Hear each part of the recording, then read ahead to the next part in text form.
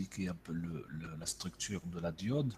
Donc nous avons vu que c'était une jonction PN. On avait dit que la jonction PN, au niveau de la jonction, nous avons une certaine épaisseur qui est isolante puisque les électrons libres ne sont plus libres, ils sont passés de l'autre côté là où il y avait les trous et se sont recombinés avec les trous et donc ça donne une charge positive fixe d'un côté, une charge négative fixe d'un côté, ce qui crée un champ électrique donc dirigé dans ce sens qui empêche donc les électrons de continuer à circuler et ça crée une barrière d'énergie ou une barrière de potentiel et c'est ça qui fait que la diode elle est bloquée. Et donc si on polarise en inverse, cette zone ne fait que augmenter encore plus et donc encore la barrière augmente encore plus et donc le courant ne passe pas. Par contre, si on polarise positivement, cette zone se rétrécit et si on continue à augmenter jusqu'à atteindre une certaine tension de seuil, cette barrière sera presque annulée et les électrons peuvent circuler et donc les courants commencent à circuler et la diode donc devient passante. Donc, de ce fait, nous avons défini donc notre diode et alors donc lorsqu'on regarde le comportement de cette diode dans un circuit, si on lui applique donc des tensions à ces bornes, alors si on applique des tensions négatives, il n'y a pas de courant qui circule, hein, comme ici. Si on applique des tensions positives, avant d'atteindre le tension seuil, elle sera toujours bloquée, mais quand on atteint la tension seuil, c'est-à-dire quand la barrière de potentiel ou bien cette barrière de champ électrique interne est annulée par le champ électrique externe qui est dû à la polarisation, c'est-à-dire à la tension externe appliquée, lorsque donc cette barrière est annulée, la diode commence à laisser passer un courant. Donc, on appelle cette barrière ou bien cette tension seuil VD0 pour une diode quelconque. Alors, pour les diodes au silicium, cette tension c'est 0,7 volts, ça c'est à retenir. Et pour les diodes de germanium, c'est 0,3 volts.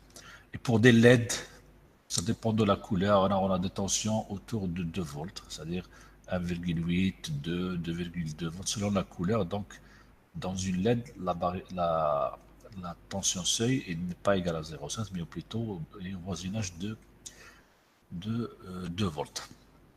Donc, on a vu aussi les approximations qu'on fait pour modéliser la diode. Alors, soit quand on veut faire rapide et quand on veut faire une analyse très rapide, on peut négliger la tension seuil. On suppose que la diode est idéale. Alors, la diode idéale, ça veut dire qu'une tension négative, j'ai un courant égal 0.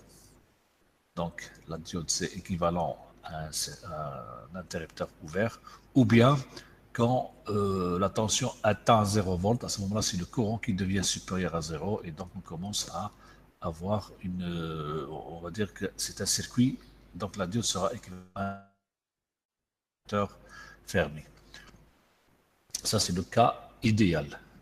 Dans le cas semi-idéal, on ne néglige pas la tension seuil, mais on dit, voilà, il faut aller au moins jusqu'à la tension seuil pour que la diode devienne passante. Donc ici, nous avons la tension VD de la diode inférieure à la tension seuil, donc c'est un circuit ouvert, tout ça. Et puis quand c'est ici, c'est le courant qui commence à circuler, donc on a la diode qui va avoir un courant circuler et donc ça devient un petit circuit comme celui-là avec ici tension VD0. Donc, on a un courant qui rentre par la borne plus, c'est-à-dire qu'il faut que la tension appliquée de ce sens égalise celle-ci pour que le courant puisse passer. Donc, on a la diode remplacée par ce circuit. Et puis, si on veut encore être proche de la réalité, on fait l'approximation que la diode, c'est plutôt donc on a toujours la barrière de 0,7 si c'est le cas du silicium ou bien VD0 tout simplement, mais il y a une résistance en série qui est due à la pente ici, c'est-à-dire que le courant n'augmente pas verticalement, mais plutôt avec une certaine résistance qui est en général faible, mais bon, si on veut en tenir compte, donc il faut remplacer la diode par ce circuit lorsqu'elle est passante, et bien sûr lorsque la tension est inférieure à la tension seuil, il est le courant est égal à 0 et la diode c'est équivalent à un circuit ouvert. Alors, donc la caractéristique complète d'une diode, on peut la résumer ainsi. Dans le sens passant, c'est-à-dire quand on dépasse à peu près la tension seuil, on a I qui est égal à IS exponentielle Q fois V sur KT.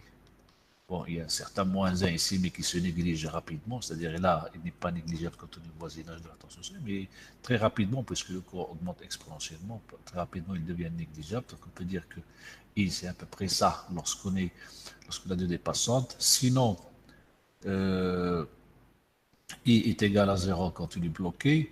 Alors là, c'est la polarisation en inverse. Mais si on augmente encore plus en inverse, puisque en inverse, j'ai dit, c'est-à-dire qu'on avait une jonction, on avait un champ électrique dans ce sens interne. Quand on polarise en inverse, on augmente ce champ électrique et on augmente sa zone.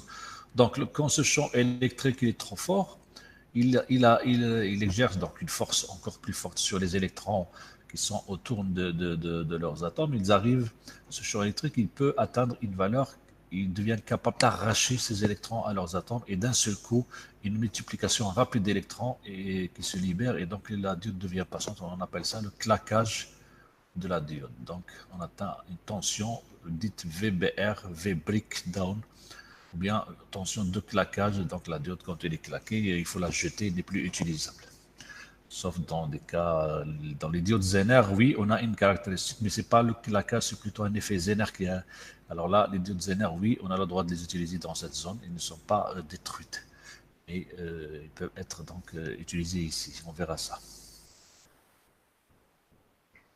Monsieur, s'il vous plaît. Bon, donc tout ça, on l'a dit. Ça, c'est Monsieur? idéal, diode semi-idéal.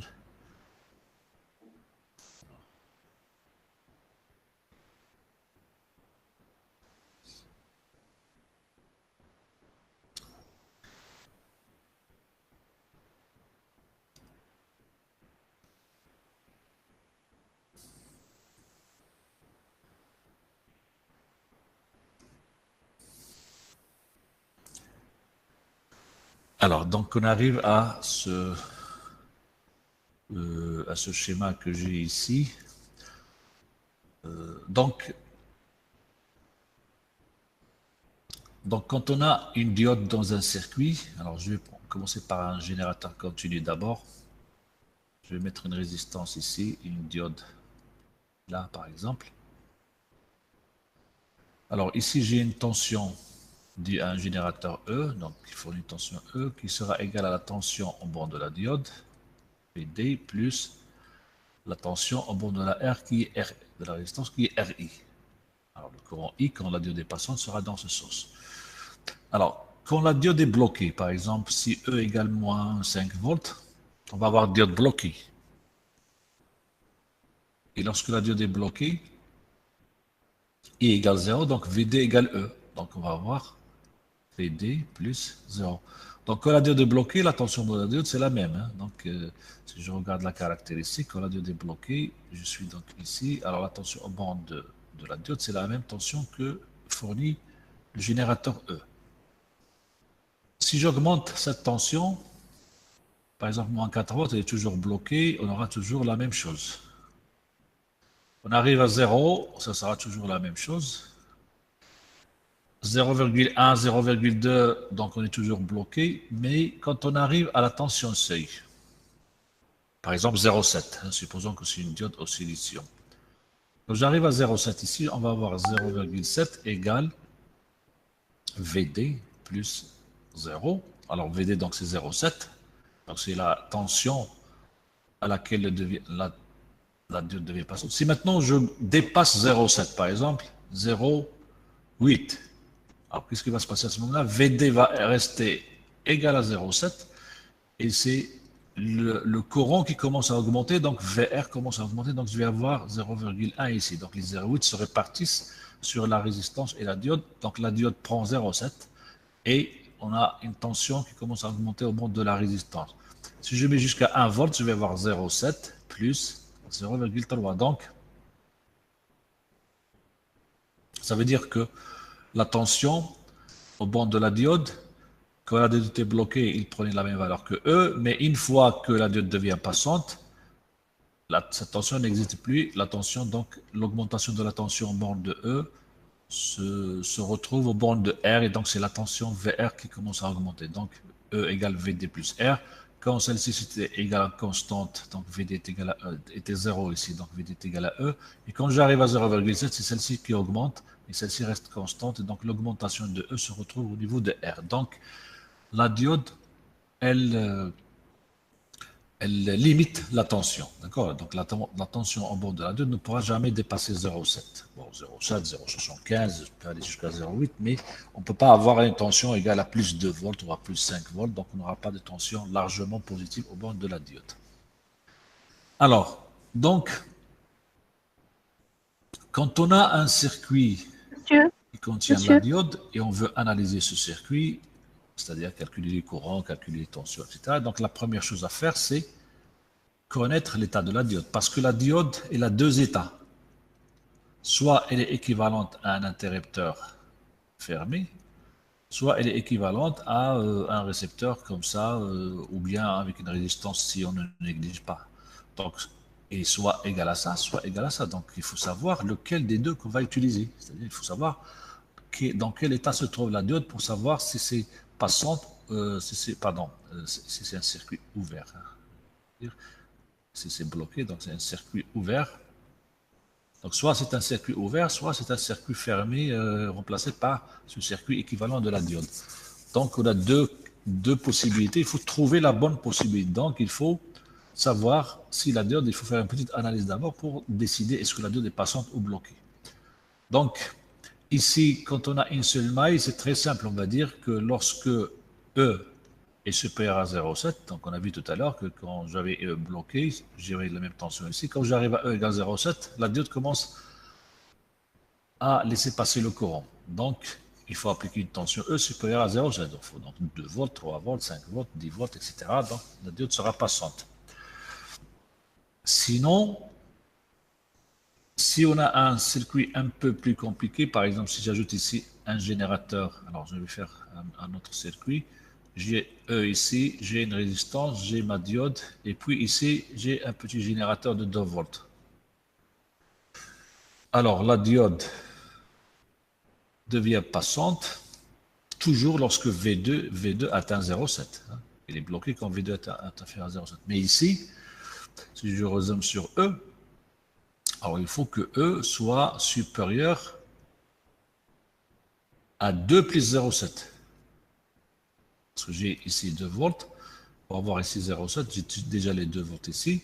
Alors ici, quand la diode était bloquée, j'avais E égale 0, donc ça, c'était égal à ça. Et quand j'arrive au cas passante, donc le courant commence à circuler, donc j'aurai une tension fixe ici de 0,7. Donc il faut dépasser cette valeur dans E, d'accord? Donc E, quand elle atteint 2,7, j'ai 2,7 ici aussi, mais si j'augmente ici, si je vais à 4 volts, 5 volts, 6 volts, ici j'aurai toujours 2,7 au total entre ça et ça. Et donc au bord de la diode, j'aurai toujours 0,7. Et à ce moment-là, la diode devient. Donc la diode ici devient passante lorsque E est supérieur à 2,7 et non pas à 0,7. C'est une erreur que je trouve des fois dans les copies d'examen. Ils disent la diode est passante lorsque E est supérieur à 0,7. Non, c'est pas E supérieur à 0,7, c'est VD qui atteint 0,7. Donc c'est E-2 qui doit être supérieur à 0,7. Parce que j'ai un générateur de là à là qui est E-2. C'est-à-dire, il faut donc raisonner. Autre chose, si par exemple on peut avoir un circuit avec, là c'est le cas avec une seule maille, mais quand on a plusieurs mailles, les choses commencent à se compliquer. Alors si je prends un petit circuit comme celui-là, alors je prends une résistance R, je prends la même R ici, et je prends un générateur ici, E que je peux faire varier. Alors la diode ici, quand est-ce qu'elle va devenir passante? Pour quelles conditions sur E la diode devient passante? Donc ici, on ne va pas dire lorsque E est supérieur à 0,7, parce que E n'est pas appliqué directement sur la diode. Mais alors si on regarde déjà, quand la diode est bloquée, cette tension ici, VD, elle est égale à, alors quand la diode est bloquée, ça veut dire qu'il n'y a pas de courant qui circule ici, donc j'ai un diviseur de tension. Quand la diode est bloquée, j'ai V au bord de la diode, c'est par division, attention, c'est R sur 2R, donc c'est 1 demi de E. Donc, VD, c'est égal à E sur 2. Donc, pour que cette diode devienne passante, il faut que E sur 2 atteigne 0,7. D'accord? C'est-à-dire pour que VD soit égal à 0,7, il faut que E sur 2... Donc, il faut que E soit supérieur à 2 fois 1,4 volts. D'accord? Donc, c'est pas... Donc, il faut toujours retrouver la condition sur le générateur pour rendre la diode passante. Alors sinon, dans un cas comme celui-là, ce qui est plus simple, c'est d'appliquer le théorème de Thevenin. Alors je vais avoir ici R Thevenin, c'est-à-dire que je coupe entre ce point A et ce point B. Donc je remplace les deux résisteurs. R Thevenin donc sera R sur 2. Bon, R on parle avec R. Et E Thevenin sera R sur 2R fois E, donc c'est E sur 2. Et après je mets la diode. Et là, donc je peux facilement raisonner, je dis que la diode sera passante quand E sur 2 est supérieur à 0,7. Là, j'ai une seule maille, quand ce générateur dépasse 0,7, donc j'ai la diode passante, c'est-à-dire lorsque E est supérieur à 2 fois 0,7 ou bien 1,4 volts. Donc, là, je sais quand est-ce que la diode est passante. Donc, si j'ai E égale 1 volt, je vais dire la diode est bloquée, donc I égale 0, et donc la tension, c'est bon, c'est la moitié de E. Si j'ai E égale 10 volts, alors si E, par exemple, puisqu'il est supérieur alors si par exemple on a E égale 10 volts, ou 5 volts, ou peu importe, si E égale 10 volts, alors E il est supérieur à 1,4, donc notre diode elle est passante, et dans ce cas-là, la tension en bord de la diode c'est 0,7, d'accord? Et donc si je connais la tension ici, je peux calculer le courant ici, je vais diviser par R pour avoir le courant ici, et après on pourra calculer le courant ici, et après on peut calculer le courant ici. Donc, pour analyser un circuit avec des générateurs continus, il faut savoir la diode, elle est dans quel état.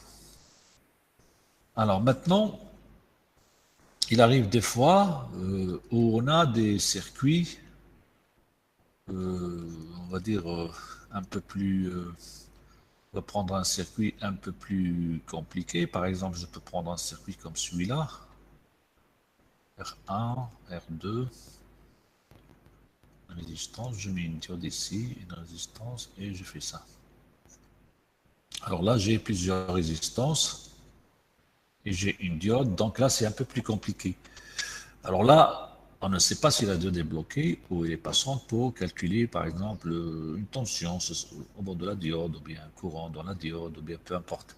Donc là, on ne peut pas savoir facilement. Ça dépend de la valeur de E, ça dépend des résistances ici, etc.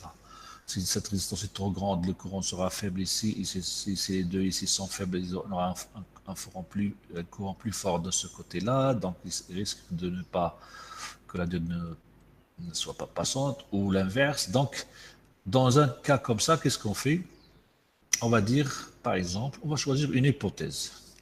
On va dire, voilà, il nous paraît que la diode elle est plutôt passante. Hein, donc, c'est juste d'apparence. Donc, on va dire, voilà, on va supposer que la diode est passante. Et on travaille.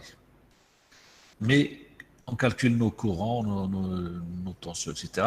Mais ça, c'est juste une hypothèse. Ça veut dire qu'il n'est pas confirmé. Ça ne veut pas dire qu'il est vrai qu'il est passant. Donc, il faut faire les calculs. Et quand on finit, il faut voir est-ce que ID est supérieur à 0. Parce que puisque la diode est passante, ça suppose que le courant qu'on va trouver ici doit être supérieur. S'il est supérieur à 0, c'est bon. La diode elle est passante, donc la diode, l'hypothèse elle est bonne. Et voilà, on peut confirmer que c'est correct, que les calculs qu'on a faits sont corrects, les tensions, les courants qu'on a calculés sont corrects parce que l'hypothèse elle est bonne. Mais sinon, si on trouve un courant négatif, alors là, ça va faire une contradiction avec l'hypothèse, puisqu'on suppose que la diode est passante et on trouve un courant négatif. Donc, c'est pas possible. Ça veut dire que l'hypothèse, elle est fausse. À ce moment-là, on dit l'hypothèse est fausse et donc là, on la rejette et on fait l'autre hypothèse, c'est-à-dire que la diode est bloquée. Et bien sûr, s'il n'est pas passante, il va être bloqué. On ne va pas trouver des contradictions dans les deux. Donc, il ne peut pas être ni passante ni bloquée. Elle est certainement passante ou bloquée, l'une des deux. Bon, peut-être que l'exemple que j'ai choisi n'est pas très, parce qu'en général ici, on a un courant qui va descendre des potentiels les plus grands vers les, donc ça va descendre comme ça va descendre comme ça. Ici, peut-être dans ce sens, mais ici, en général, il va être dans ce sens, donc il va être possible, donc il va être passant. Donc c'est pas un très bon exemple que j'ai choisi, mais par contre, si je prends, si je fais une autre modification de ce montage, si je prends par exemple la diode ici, alors je peux la prendre dans ce sens comme dans l'autre. Alors là, oui, c'est compliqué, donc parce que je ne sais pas si le potentiel au point A est plus grand que B ou si le potentiel au point B est plus grand. Donc je ne sais pas le courant, dans quel sens il va essayer de circuler. Donc là, je suis obligé de faire une hypothèse et après de vérifier. Alors, quand je fais l'hypothèse, tout à l'heure j'ai dit l'hypothèse diode passante, j'ai fait mes calculs et je vérifie si mon hypothèse est. Parce que si je ne vérifie pas mon hypothèse, ça veut dire que mon travail n'est pas complet, n'est pas fini. Donc le résultat que j'ai trouvé n'est pas confirmé, n'est pas démontré. Donc même s'il est correct, il est incomplet. Donc il faut vérifier l'hypothèse. Alors quand on a fait l'hypothèse de diode passante, on a vérifié que le courant supérieur à 0. Alors dans le cas comme celui-là, alors si vous regardez, alors, donc la diode elle est soit passante, soit bloquée. Donc on va choisir une hypothèse et on va travailler. Alors si je choisis, j'ai aucune idée sur lequel des états est le plus probable. Je ne peux pas dire qu'il est plus, parce que je ne connais pas les valeurs de R1, R2, R3, R4. Donc je ne peux pas dire, voilà, la diode est plutôt passante, ou bien elle a plus de chances d'être passante, ou bien elle a plus de chances d'être bloquée pour choisir l'hypothèse. Ici, j'ai deux hypothèses passantes bloquées, donc je suis obligé de choisir, peu importe laquelle, de faire une hypothèse. Mais dans ce cas-là, c'est mieux de commencer par le cas diode bloquée. C'est mieux. Pourquoi? Parce que si vous faites diode passante, vous aurez trois mailles. Et donc un calcul plus difficile. Mais si vous faites diode bloquée, vous n'aurez que deux mailles et les calculs plus simples. Et puis c'est beaucoup, vous allez voir que c'est beaucoup. Donc si je fais l'hypothèse diode bloquée, ça veut dire que la diode ici,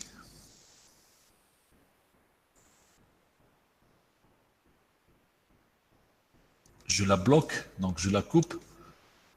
Donc si je fais cette hypothèse, j'ai pas de courant ici, donc je peux calculer.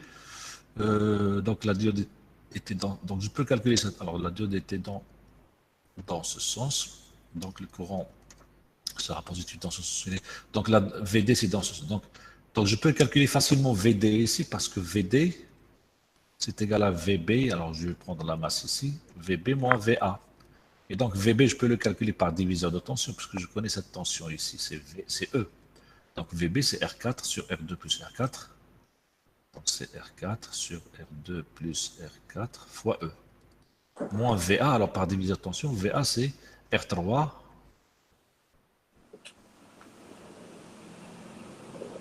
c'est R3 sur R3 plus R1 fois E. Et donc, je pourrais facilement trouver l'expression de cette tension. Alors, si elle est négative, j'ai bien une diode bloquée.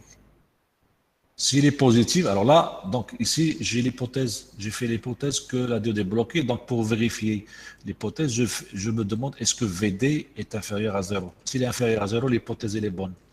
Si VD supérieur à 0, pas 0, mais plutôt 0,7, c'est-à-dire plutôt la tension seuil, VD 0, parce que c'est pas 0, c'est plutôt 0,7 ou bien 0,3 si c'est du diamant. On va dire VD 0. Alors, si VD est inférieur à la tension seuil, donc notre hypothèse est bonne, donc on peut continuer notre travail et on n'a pas besoin de faire l'autre cas diode passante parce qu'il n'est pas passante. Par contre, si je trouve VD, par exemple, supérieur à VD0, par exemple, plus 3 volts ou plus 5 volts, bien imaginez que ici j'ai 5 différence entre ça et ça de 5 volts et que je mette une diode ici, donc la diode va certainement devenir passante et va faire chuter cette tension à 0,7. Donc, ça veut dire à ce moment-là que la diode est bloquée, que l'hypothèse diode bloquée est fausse, et donc il faut refaire les calculs avec le cas d'une diode, avec l'hypothèse où la diode est passante. Donc, en résumé, dans un circuit, il faut essayer de déterminer l'état de la diode.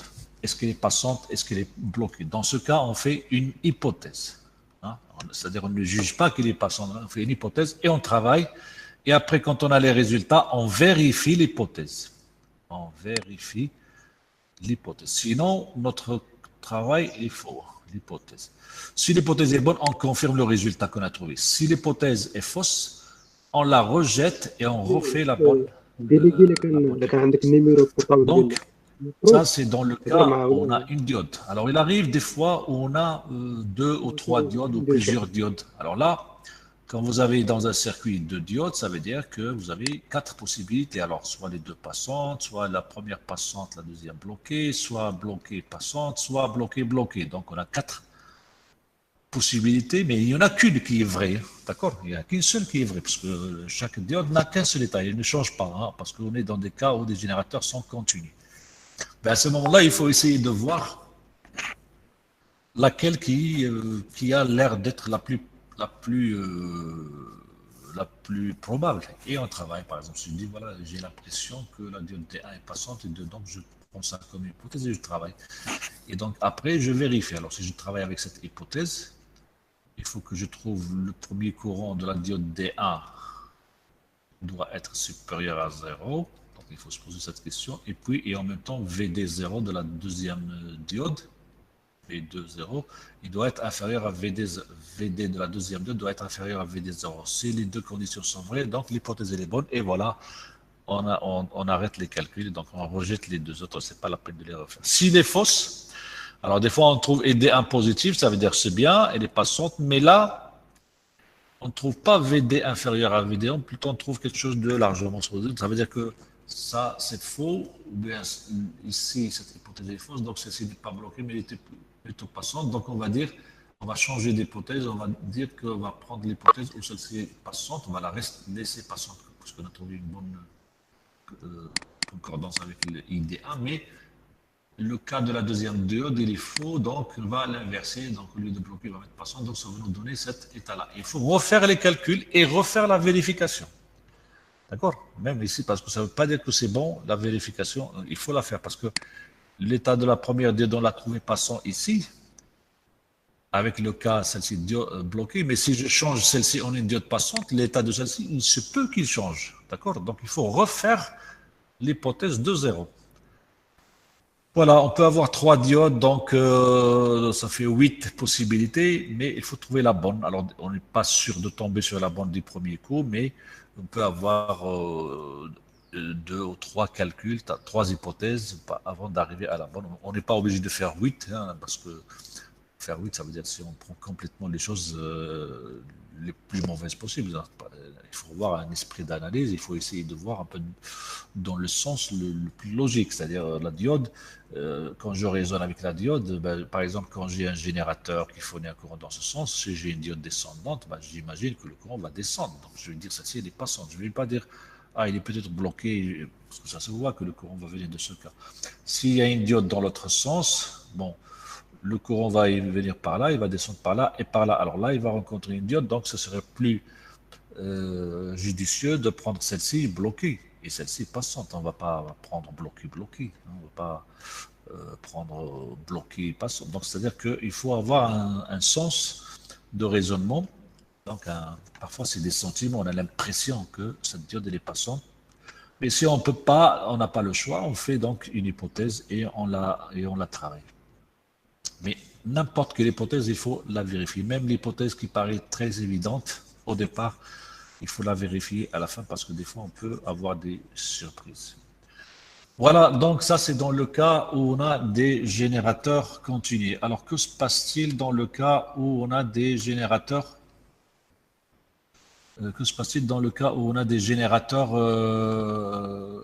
variables?